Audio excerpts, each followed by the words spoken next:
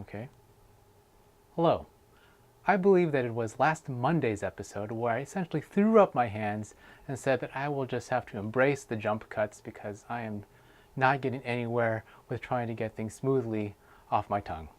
And that is the convention of vlogging, so jump cuts. But today I'm going to try to do something a little differently, and that is to do this recording for this post in one straight take. Why?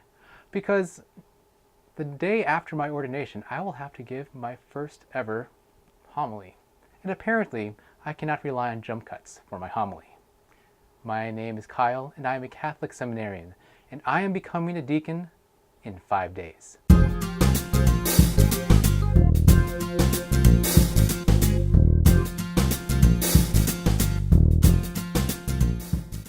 Another thing that you probably notice of what's different with this post is that I am speaking unnaturally slowly. Why? Well, apparently my preaching professor gets on my case for speaking too quickly. I think that applies especially to me and one other member of my class. I'm looking at you, David, for being staccato in our delivery of the text or of our homily. We have to be more legato. So I'm going to be more legato this post, and we'll see what happens. It feels weird for me, to be honest. And no one has complained to me about my speed on the vlog, so I'm not sure what's going on with that.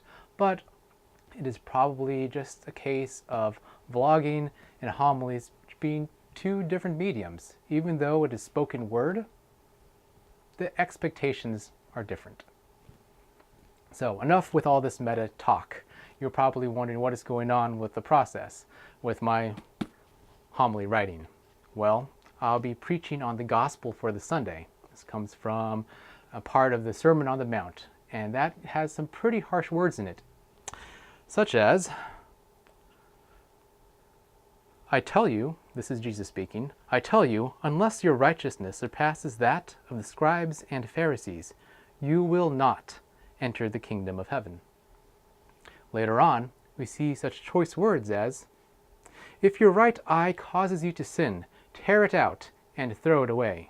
It is better for you to lose one of your members than to have your whole body thrown into Gehenna.